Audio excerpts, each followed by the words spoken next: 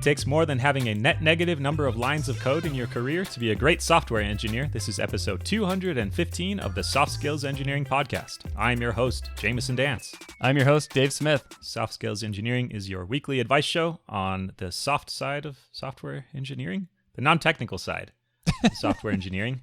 It's actually hard, but it gets called soft. Anyways. Yeah. It's not about how to do good intros. You've had 215 chances to practice this, and I'm still polishing it. That's how committed we are to this craft. We will never stop messing up because that means we've stopped improving. That's right. We've learned from the VCs we're going to fail often and fast. Yep. I do wish I could see like total lines of code change in my career. It would be cool if it was negative. I've deleted a bunch of code at this current job, and it feels so good. It feels so much better than writing code. I don't know why. It does, because there can be no bugs in the code you deleted. Yeah. Only in the code that depended on the code you deleted. And I actually get more notice for deleting code. Like if I write features, people that use them say, good job. But if I delete a bunch of code, then my team is like, oh, this is so incredible. Like they see features all the time, but they appreciate it when I delete code. That's awesome. It's like you reduced their area of concern. Yeah. You know? It feels so good. Here's all this stuff you never have to worry about again. Yeah. Hopefully. I just deleted 0.3% of the things you have to worry about in a day. Yeah. Well, do you want to thank our patrons, Dave? You bet. Thanks to those that are contributing so much that they have offered us their firstborn children, and we therefore shout them out on the show every week. They are Braden Keynes, Dennis Bogdanov, Evgeny Sladkowski, John Grant, Luke Bayless, microconfig.io, Nick Hathaway, Nick Cantor, Alexander, Philip, John Basile, Ryan the Real McCoy, Agile Ventures Charity, Sean, Stanley Tactical Radio, Stephen, Armand Lee, Travis, and Vinlock. If you'd like to support the show on Patreon, we would appreciate it. All you have to do is go to softskills.audio and click support us on Patreon. And if you do, and you enter any number in the dollar box that is greater than 0, we will send you an invite to our Slack community, which is a really fun place to chat with other Soft Skills Engineering listeners, 300 listeners strong, and lots of good advice. In fact, I've noticed they're doing a weekly Zoom hangout now where you can chat with each other. Really cool. It's super cool to see this stuff spring up. I can't remember if it was from the Slack cult, but the name Soft Skillets as a name for the listener group, that's from Slack, right? Yeah, I think so. Yeah, so fun culture happens there. Soft Skillets, I love that one. All right, I am going to read our first question. This is from a listener named Ryan who asks, I am the only full-time software engineer at a relatively small company. There's also a contractor who has been with the company off and on for about 25 years. How do I manage multiple roles when the development team is so small? I take on the role of software engineer, team lead, software architect, product owner, project manager, designer, QA, etc. Some of those roles are full-time jobs. How do I still make progress on development, i.e. coding? Many hats, one small head. Yeah, get a bigger head then, I think. Is that? Yeah. That's what you're suggesting? Like this giant balloon head where you can put lots of hats on? Yeah, this is interesting. Have you ever been in this situation where you've been sort of the lone technical person? No, I've never been the absolute lone technical person, but I've been on a team of 2, which basically means that the dev team is also the IT support team. Gotta set up printer drivers and manage Active Directory servers. And of course, you know what happens when you make your engineers your IT department. You start to use Ansible to provision your printers. Like in my case, we had this Comcast like business internet service, but the router was flaky, and so rather than just like calling Comcast support, I like purchased a Raspberry Pi or something like that and a USB controlled relay that could supply AC power, and like set up a cron job on the Raspberry Pi to reboot, like power cycle the router every night. I'm like, I am your IT department and your engineering department, which means brilliant. Your IT systems are over engineered. Hey, all of your employees' office computers are also part of this Kubernetes cluster. Exactly. Huh. I've been in this sort of similar situation where I was the only full-time technical person, and there was also a long-term consultant that was there that was doing some other stuff. And I kind of liked it for a while. It's fun to not have anyone to tell you what to do. Ooh. Obviously, they were paying me money, so I was trying to do a good job and wasn't like, thanks for the free, not even free. Thanks for paying me to learn Rust, suckers. Like, but I liked sitting down and thinking like, here's this business problem. How do I solve it at all levels? From like, what product do we build? How do I design it? How does it work? How do we test it? How do we deploy it? Like, it was fun. The reason it was fun and not horrible is because there was not an extraordinary amount of pressure. Uh-huh. Their expectations for me were pretty low because I'll say delicately they had bad experiences in the past. So just by showing up and being a human that speaks kindly and gets stuff done, they were astonished at how awesome I was by being normal. And so I think that made it fun instead of soul crushing. It just sounds like you were standing on the shoulders of not giants. I mean, maybe the giants, if they're evil giants that kill people. Got it. The mean giants from Skyrim that smash people with their giant clubs. Nice. Not like the giants that, who was it, Isaac Newton that said that? Whoever he stood on. Oh, I don't know. I never met him. Well, Wikipedia says it comes from the 12th century. Someone I've never heard of. Well, you have now. Yeah, thanks, Wikipedia. Anyways, okay. Yeah, I liked it. It did slow me down, but also it did not slow me down linearly. Does that make sense? Like if they're sorry, I'm just using words that make me sound smart instead of make sense. Okay. Okay, so say you are a developer doing all these things and then you add someone separate to do QA. Okay. It's possible that adding a separate person to do QA will not make you twice as fast, even if half of your time was taken up by QA. Maybe they are really good at their job and then maybe it makes you more than twice as fast, but it's also possible that it'll be less than twice as fast because now you have all this communication overhead of coordinating with this other person where you just did it all yourself before. So it was certainly slower than it would have been with a full team, but I think if you know your stuff well, you can move pretty fast still as a single person. Mm-hmm. That's my point. Does that make sense? Okay. It does make sense. I guess what I'm saying is all engineering teams should be one person. And they would move very fast relative to how many people they had. We call that a quarter pizza team. I don't think so. You haven't seen how much pizza I can eat. No, I haven't. Half pizza team? Wait a minute. Oh, Dave. It's still a 2 pizza team. As long as the amount of slices that the team consumes remains constant, you get the same output from them. Okay. So if you just get fewer people that eat more pizza, it's more efficient. Right. So you want very hungry developers. Yes. As long as you don't have to pay them by the slice. You just, you pay them a fixed rate and then they eat the pizza they're going to eat. And you just reap the profits somehow. There's profit in there, I'm sure. Okay. So I think speed of delivery is one dimension that can be impactful when you're a one-person team, but is it the only dimension? How are you going to have Nerf wars with yourself in the office? Yeah, there's like camaraderie. Yeah. I cut out some of the details, but the question asker mentioned being the only person who decides architecture and design decisions, and some of that stuff is helpful to bounce off other people. Definitely. It can make your decisions better, so you might be doing weird stuff if you're doing it all by yourself. Oh, you definitely are.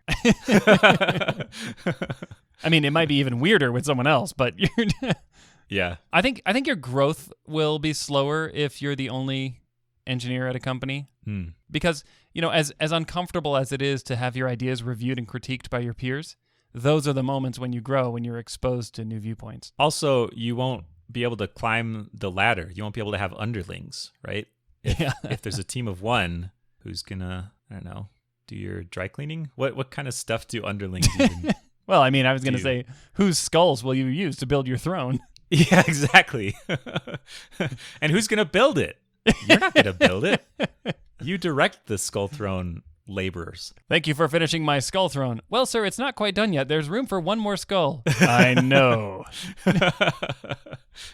Yeah, I kind of feel like we're getting far away from what the original question was asking, which is how do I juggle all of these jobs that aren't coding Yeah. and still make progress on my coding? Like it's like, okay, if I'm a QA person or a designer or a project manager or an architect, that's great. But if no one ever writes the code, then all these things, there's nothing to test, there's nothing to design, there's nothing to plan. So at some point you have to actually write some code. Or not. I don't know. Maybe that's a bad assumption on my part. I mean, if you architect well enough, you can just generate your whole app from UML diagrams. I think you should try waterfall development, right? Okay. You sit down, you do all the design, take off that hat. Yep. Then put on your coder hat, write all the code, take that off, do all the QA, and then take that hat off and then put on your deploy to production hat. Your configuration management hat? Yeah, exactly. Okay. And then repeat. Yep. That's perfect. I mean, I think you have to do that on the feature level, just not like the whole project level. There's probably going to be a little bit more design up front, but you should, when you take on a task, you got to sit down and kind of iterate through each of those things. Some people do really well at context switching and some people don't. Yeah. And if you don't, you're probably not going to enjoy this role. Yeah, that's true. If you want to be a deep specialist in anything besides the business domain that you're working in, it's going to be rough. But you get to go really broad, which I think is exciting. Yeah, I actually think end-to-end ownership of a problem space is underrated. And this is actually really good experience to be able to say, I truly understand the full development lifecycle because I had to do all of it. You know, Yeah. I mean, there are armies of open floor plan companies, engineers, just who get a task, implement the code, ship it, and then move on to the next task. Yeah. It's very, very limited scope. But here, it's like the business decisions, you're probably part of those. You're part of the testing. You're probably the support team, too, when there are issues. Yeah. You know, they come to you. This is good. It's also a recipe for burnout, but also a good experience. Yeah. How do I still make progress on development? I guess we haven't given any concrete advice on how to still make progress on development yet. Well, what else is new? Yeah. I think you get to see that writing the code is one part of building software, and it's not the only part. And if you just accept that, then I don't know that you have to like not do QA so you have more time to write code. Just cut that out. We don't need that. Yeah. What if I just don't architect it? I'll just Stack Overflow it to prod. The thing that would be hardest here is the product side for me. Mm-hmm. To me, that feels the most like this is just my personal skill set, but that feels like the most separate of a job that I could dive into the deepest. Like architecture and writing the code and designing it and QA and stuff, that all feels kind of in the same family of types of work, but product ownership is just such a different headspace to get into. Yeah. So maybe there's some role for you to delegate some of this stuff to other people. If I know you're the only engineer, but you don't have to be an engineer to be a product owner. Very likely there's someone at the company who could take on that role. Or at least could kind of vet your ideas so you're not starting from scratch. You can have somebody with that experience to tell you if you're going on the right track or not. Yeah. Well, that's my only concrete advice. Okay, good. Find a product owner. I think this problem essentially boils down to a time management problem where it's very easy for some of these roles to expand so big in terms of time consumption that they crowd out the other roles, like coding. I think it's very easy to engage in endless discussions with the rest of the business. Architect design, project management can easily explode because there's just so much to think about all the time and discuss and so many different opinions on that. But like the coding part, how do you actually block off time to make sure that that makes progress? I mean, you could literally block off time in your schedule. Mm-hmm. I like what you said about how all these can expand to take up as much time as you want. Maybe there's something there where you need to be disciplined in saying, I will do the absolute bare minimum. I just don't have time to make any progress if I'm trying to be like an expert QA person and an expert project manager and do, I mean, you can go read a book about project management and then spend a lifetime implementing all those processes. That's true.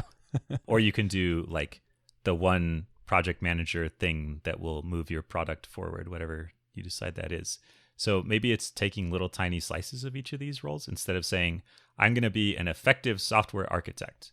How do I do that? Okay, here's this big list of things. I will do all of them. Okay, I'm going to be a very good product owner. How do I do that? And like dive into them super deeply. You just kind of have to do like the most helpful thing from each of these. Yeah. Also, on the one hand, I mentioned that some of these tasks or these roles can balloon, like product owner and project manager. But how much can they really balloon if there's only one engineer? I mean, how much like prioritization and roadmap and planning and resource allocation do you really need to do if there's just one person coding and it's you and you're not coding right now because you're doing the project plan? Yeah. Well, you have to update it in real time, and then you get stuck in this endless loop of like, you go to write some code and you have to go update the project plan to say you're writing code, but now you're updating the project plan. You have to update the project plan to say you're updating the project plan. Infinite recursion. Yeah, never make progress. I do think it makes sense to time box a lot of these jobs and also block off time for the ones that require more like deep, uninterrupted flow state work like coding. If you're the only one, it's got to get done. And that is probably the one thing that is like the scarce commodity on this list. Yeah. Although that might be my bias speaking because it's also probably the one thing that you enjoy doing the most. Yeah. I mean, there's some truth there. You could have other people help QA the product, depending on what kind of thing it is. I mean, they probably wouldn't be able to write unit tests if they're not developers, but they could poke around at it. Yeah. I mean, another thing is automation is your friend here. As much of these jobs as you can automate, the better.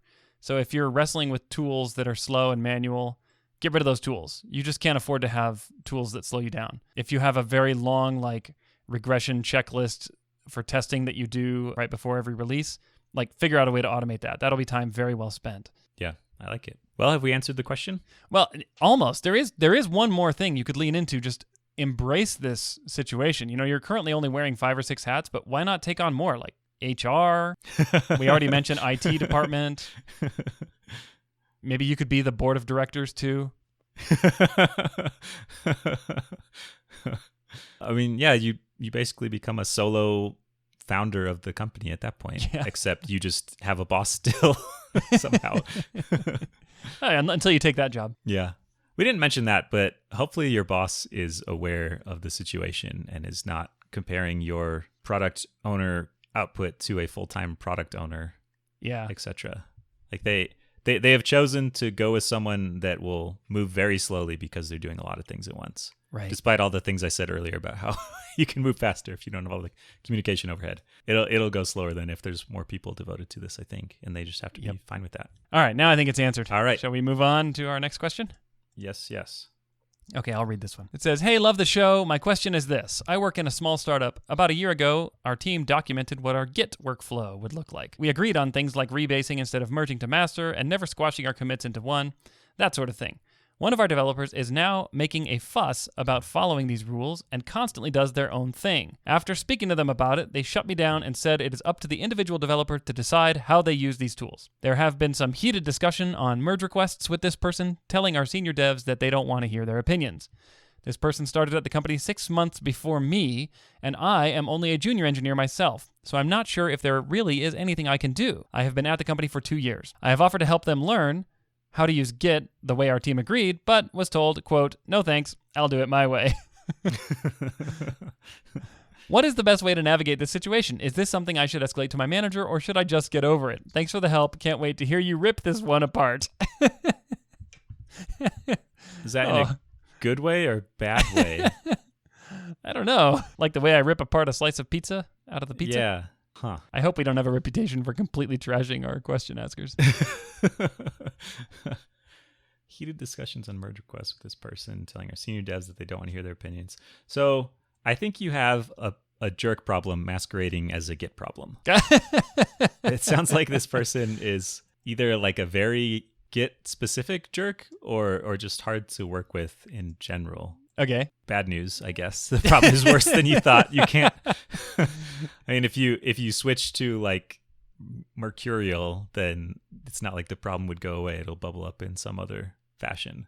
So if you're saying if you unmask the jerk masquerading as a Git problem, then you'll just have a new problem. It's like another mask waiting right underneath the Git mask. Yeah. They shut me down and said it is up to the individual developer to decide how they use these tools. That is weird to me. Yeah. There's a trade-off between consistency and freedom of self-expression. And saying it's up to the individual developer to decide how they use these tools is like sort of true, but also sort of not true. I mean, you work on a team and the company pays you money to work on the team. It's not like you and your decisions have effects outside of you. So if I decided suddenly I'm going to rewrite everything in Clojure, and then I just tell people, well, it's my decision because I'm doing it. It's up to developers to learn to decide how they're going to use these tools. Yeah, I've decided. It's up to me. It ignores the cost it has. And maybe the cost of merge versus rebase is smaller than that, but it's still presumably there's some collective decision that was made of why this is important. And they're just saying nah, I don't think so. It's a free country. The free country argument, classic. Freedom of speech. That's right. You just whip out a pocket constitution and shove it in their face. Yeah, just pick an amendment that nobody knows. I don't even know if they're in the U.S. or not. I don't know Doesn't matter. 18th Amendment. Always remember the 18th Amendment. Freedom of Git rebase. I don't know if there is one. Oh, that's prohibition. That's a big one. Oh, nice. That establishes prohibition. The one that got overturned. Yeah. Okay, you picked a great one for this example. Yeah, just say freedom of speech like the 18th Amendment says and throw them off. Probably no one will challenge you. Yeah. I still can't believe that happened. Prohibition? Yeah, looking back, it's just, I can't believe it. Can you imagine that today? I can't even imagine someone trying it. But remember, this is the same generation that thought eugenics might be a good idea too. So, Yeah. There were some ideas floating around. Yeah. Yeah. Okay, other weird things. This person started 6 months before me, and you've been here for 2 years. And they talked about, the team decided a year ago, I'm just thinking that through the timeline, the team decided a year ago about what the workflow would look like. So it's not a new decision to them. It's not like they came into the team and were like, this thing you decided without me is stupid. They were around for that, presumably. Yeah, they were there. Actually, I wonder how that meeting went. I wonder if they just tacitly agreed in silence. Yeah. And then later they were like, I'm gonna make this team a living nightmare. Yeah.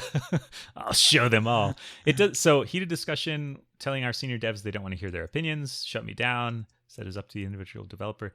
Yeah, I feel like the cost here is maybe not that we have merge commits now when this developer does stuff. I don't know. Maybe that's a huge deal in your process. I don't know what it is. But it seems like that's not the biggest deal. The cost is it's going to make it hard to work together as a team with this person if they're hard to work with. Yep. And this is one manifestation of the cost. We still haven't given any advice on what to do about it, though. Oh, we'll get there. Don't you worry. What do you think, Dave? Well, okay. So first of all, there is obviously a lack of a cultural norm in this company that developers can point to say, no, we're not going to debate this anymore, and you're going to get on board. That's just missing. My company has one of our cultural items is about when you disagree with a group, but the group wants to move forward anyway, that you get on board with it. There's obviously the other side of that, which is standing up for what you believe in and what you think is right, which is also part of our culture. But once the group forms a consensus, or even a good enough consensus, you get on board, because not getting on board will just trash the idea. So even if this Git workflow is the best thing ever, if you have one person that's constantly putting up friction and causing arguments about it, suddenly that any value that could have come from that workflow is completely negated by this person's behavior. Yeah. So it sounds like there might be some missing cultural elements here, or at least some norm that is overt enough that a team could point to it and say, you're not complying with our culture of X, which is, once we get on board with an idea, once we agree on an idea, we all get on board. I don't know how I would do this as a peer. I've seen situations where the team has agreed to some practice and then someone on the team is not holding up to that practice or not doing it. And a way I've seen this handled is, instead of saying hey, do the thing, step in line, someone asks, you're not doing the thing. Do you feel like we need to change our practice? If so, then let's have a discussion about that. But until then, do the thing. You're saying, if you disagree, it's kind of the opposite of what you're saying, Dave, of okay, keep disagreeing forever, but don't just do the thing. Let's talk about change it. the practice. Yeah. Don't just go your own way separately because you disagree. If you want to make a change, then propose the change instead of just right individually not follow it. But I think in this case, this developer is Like, no, I don't want to make a big discussion, and I don't want to open this box back up again. I just don't think it matters that we have consensus on this point. And I don't care if you work differently. I'm going to work my way and you work your way, and it won't make a difference. Yeah. And actually, I'm just going to take that developer side for the moment. Maybe that's right. Maybe it doesn't make a big difference. And maybe the burden is on the team to say that the cost of inconsistency here is actually something that's material enough to warrant enforced consistency. I feel like some people have really strong feelings about Git workflows that I have not seen reflected in my day-to-day reality. Like very strong opinions about how you commit and what your commit messages say and like, I don't know, what tools you use, and just like way stronger than I've seen warranted for the amount of difference it makes to a development workflow. Yeah. This is for, I guess, normal sized projects, not like the kernel or these giant things that have very specific constraints. But I mean, maybe it's possible that they are trying to overspecify because there are some people who have very strong feelings about what I would call like aesthetics, the aesthetics of Git. Yes. Our commit history needs to be linear because it seems nice, even though like part of the point of Git is it has these just outrageous, complicated commit histories. It's true. That's true. Outrageous is the right word. Yeah. That's a good point. Like, I think some workflows, like some teams have workflows that depend on consistent Git history. For example, like let's say that your deployment process is actually managed by Git, and when you want to roll back a change, you have to do some kind of Git revert or something. And if one developer does it differently than everyone else, then the ops team who does these deploys and rollbacks might think they're rolling back something, but actually they're not because some developer didn't follow the process. Yeah. Like that would be a material cost, right? Yeah, if there is a strong material cost, I think this is easier. You can just say, hey, if you do this, it will have this concrete negative effect. If the effect is just like conflict, then that's harder to talk through and harder to solve. But if you do have like a very concrete justification for why it's done this way, then I think it's worth bringing up. They mentioned escalating to my manager. What do you think about that? Okay, so now we're getting into what do I do as a junior developer with this developer. Okay, based on the discussion that there's already been heated discussion on merge requests, which means that these comments are permanent and readable by the managers, guaranteed your manager already knows. Because very, very unlikely that everyone just sits on their hands and doesn't mention this to the management. I don't know. Maybe they're not technical. Maybe not. But I mean, if it has gotten so heated that you, who didn't even participate in the discussion, can sense the heat, then the people who did participate in this discussion probably felt the heat even more. And if there's been multiple people, then there's a good chance your manager's already aware. So you're saying don't escalate because they already know? Well, I haven't actually said anything yet, but what I think is, as a junior developer, this is probably too far above your pay grade to really jump into. I would approach this very gingerly as a junior developer. I would probably go to management and say, management, what is your opinion on the kinds of behaviors that might be negative or harmful? At what point do they rise to the level of needing to be reported to management to actually get resolved versus, just, whatever, that's human nature, there's always going to be some conflict. And I would ask that kind of general question, and they might be like, oh, is this about Bob and the Git workflow?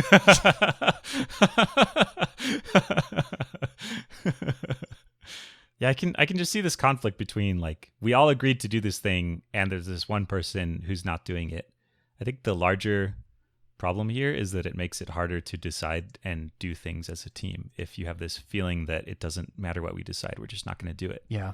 It's almost like process debt. Ooh. Where you have these leftover processes that sort of exist in some form but aren't really followed, and it makes it harder to create or follow good processes because it muddies the waters a little bit. So yeah, I'm in favor of either ripping things out or doing them, not like half almost doing them. Yeah, it's like an alarm that fires and everyone's like, oh, just ignore that one. Yeah. Oh, we wrote this document about our Git workflow, but we don't do it because this one person didn't. So like, what about this other document about communication styles or I don't know. This is a really good call out. Like it's kind of like a precedent where if all it takes is one person to just be annoyed by it and not follow the process to like by default discard the process, then that's not a good precedent. So if you're the junior developer, Dave, would you say anything about it to the Git stickler? I would probably sit on this for a while before I said anything about it. And maybe you already have, but I mean, this is just not something, as a junior developer, this is not something I'm going to wade into. If I was the senior, like one of the most senior engineers on this team, I would absolutely engage this developer and say, look, we need to come to an agreement here. Either you feel strongly enough that we shouldn't be doing this as a team, or we just love for you to come with us and all get on board so that we are all doing the same process here. If there's some reason not to do this, we'd love to hear about it. But otherwise, would you just go along with us for this one? Just do it as a favor.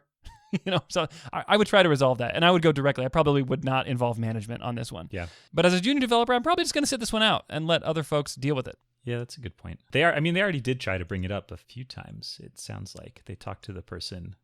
Yeah, exactly. So I feel like you've sort of done your job, but I think it's worth escalating at this point. I know you said that your manager probably already knows, but I would still bring it up because even if they know, maybe hearing it from you gives them more detail or more context, or pushes them to do something about it if they haven't done anything yet, or maybe they are doing something about it. Like, I don't know. I think it's worth bringing up. Yeah, maybe. I'm kind of on the fence on that one. I don't know. I think this is a big deal. I just don't think it's your big deal. you know? And I know, Jamison, you are currently in management, and I think these kinds of data points are really important to you as a manager. And I know you're open to hearing the input from your developers on other developers too. Like, that's great. Managers love that. But it also kind of puts the junior developer in kind of a risky, dangerous spot where it's like, how deep am I going to have to go on this? Like, if you're going to terminate this person because they won't, maybe this is just one of many things they're doing wrong. Am I going to have to be a witness, so to speak, or what? Yeah. So I don't know. It's uncomfortable. And as a junior developer, it's kind of like, I don't know. I guess, wow, I'm really wishy-washy on this one now. Well, question 100% definitively answered. All right. Where can people go if they want to ask their own question and get a wishy-washy answer? Maybe, possibly to softskills.audio. There's a button on there that will take you to a form where you can ask a question, which we will answer eventually someday. Thank you to folks who are sending in questions. We appreciate it. Please keep doing it. Unless there's just like no soft skills issues anymore. But then you can make up stuff. There's a lot of issues that could happen from fiction. Please share the show with people that you know. We love it when we get new listeners, and hopefully it helps someone as well. We like to think it's not just for our benefit, but also their benefit. I have nothing else. I don't know. Anything else you want to say, Dave? Nope. Okay. A wishy-washy end. It was a pretty definitive end, really. Well, yeah. It'll turn off, and then it will be the end. All right. See you next week.